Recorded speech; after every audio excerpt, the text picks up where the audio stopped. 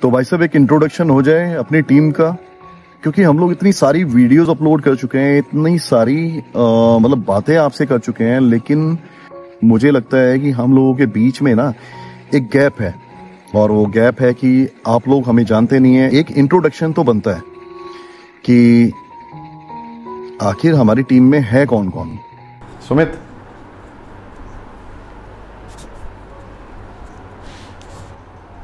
या कुछ बताओ अपने बारे में। कुछ की मतलब कुछ का मतलब ये है कि जैसे कि हमने इतनी सारी वीडियोस डाल दी हैं अब तक ना, तो अब इंट्रोडक्शन एक होना तो चाहिए। इंट्रोडक्शन में क्या क्या चीज़ें आएंगी, मतलब सब चीज़ें आएंगी। कोई तुम्हारे बारे में कुछ भी नहीं जानता अभी तो फिलहाल, है ना। उस हिसाब से एक इंट्रोडक्शन बनता है यार। मेरा नाम सुमित है। हाँ। और जो ये वीडियो बना रहे हैं ये हमारे बड़े भाई साहब हैं। पूरे दिन मेरा काम एडिटिंग का रहता है। एडिटिंग करता हूँ मैं पूरी वीडियोस की, जितनी वीडियोस सारी की सारी अपलोड होती हैं, सारी की सारी एडिटिंग का काम मेरे हाथ में रहता है। और साथ में मुझे सुबह सुबह स्टाफ का कोऑर्डिनेशन भी देखना होता है। जो हमारी टेक्निकल जो स्टाफ है, जो कि जो है ना, जैसे हमारा इलेक्ट्रॉनिक सिक्योरिटी का काम है और उससे रिलेटेड जो भी स्टाफ फील्ड में होता है, सारा का सारा टेक्निकल सपोर्ट मुझे देखना होता है। और साथ में जो है ना, कोई भी नया प्रोडक्ट आता है तो उसका R&D करने का भी काम मेरे हाथ में रहता है।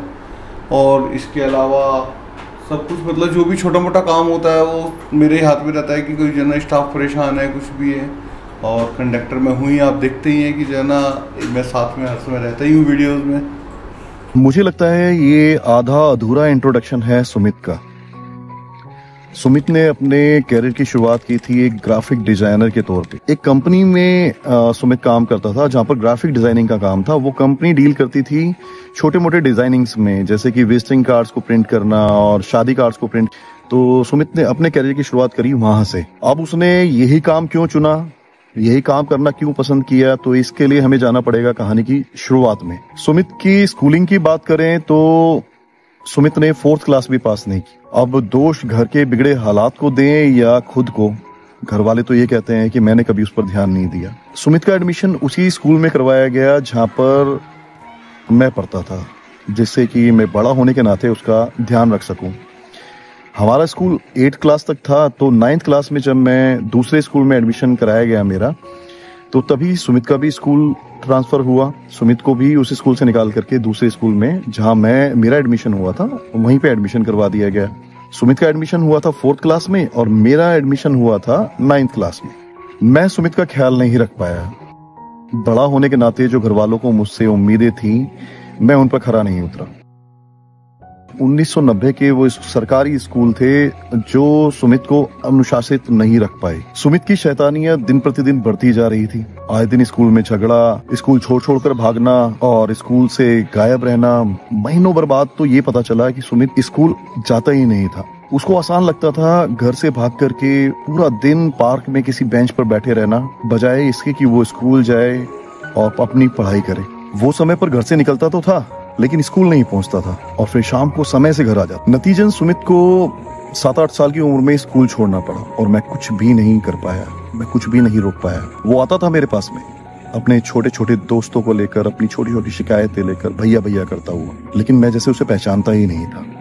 स्कूल बंक करने की बात पर, स्कूल ना जाने की बात पर, स्कूल छूट जाने की वजह से गुस्से में पापा ने उसको बहुत पीटा।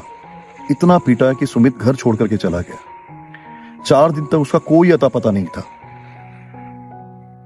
वो तो बाद में पता चला कि दिल्ली ISBT पर किसी छोटे मोटे रेस्टोरेंट पर उसने 2 वक्त की रोटी के लिए वहां झूठे बर्तन धोए और टेबल पर कपड़ा मारा। सुमित ने अपने हिस्से का संघर्ष खुद ही किया, बिना किसी की मदद के।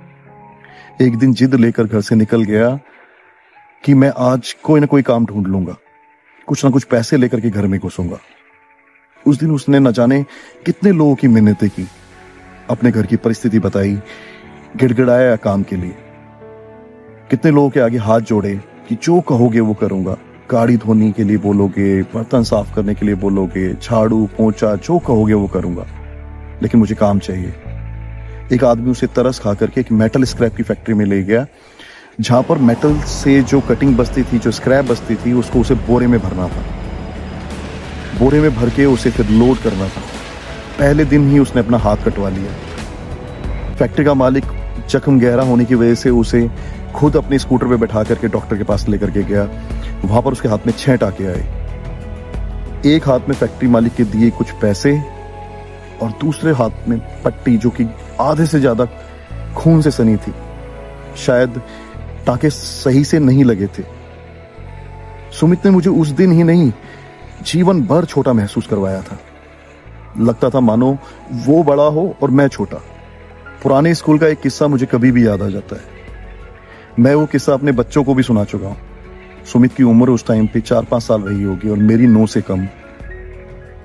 हमारे स्कूल में कोई फंक्शन था। सुमित ने स्टेज पर कोई पोयम सुनाई थी जिसकी वजह से उसे टीचर्स ने खुश होकर मिठाई का एक टुकड़ा दिया। वो टुकड़ा लेकर के सीधा स्टेज से उतरकर भीड़ को इधर उधर करता हुआ मेरे पास आके खड़ा हो गया और बोला, भैया ये आपके लिए है। छोटा था मैं, मुझे नहीं पता था कि मुझे किस तरीके के भाव का चयन करना चाहिए था उस वक्त, लेकिन मैं शर्मिंदा महसूस कर रहा था। मैं शर्मिंदगी महसूस तब भी कर रहा था जब मैं 23 साल की उम्र में एक लड़की से कह रहा था कि मैं तुमसे शादी नहीं कर सकता।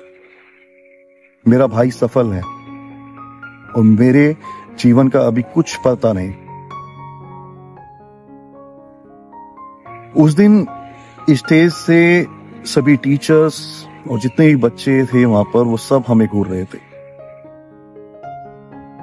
मैंने उसको बोला कि तुम्हें मिली है तो तुम खा लो इसको, लेकिन वो अपनी तुतलाई जुबान में बोला कि नहीं भैया, मैं एक और पोएम सुना के अपने लिए ले लूंगा, ये आपके लिए है।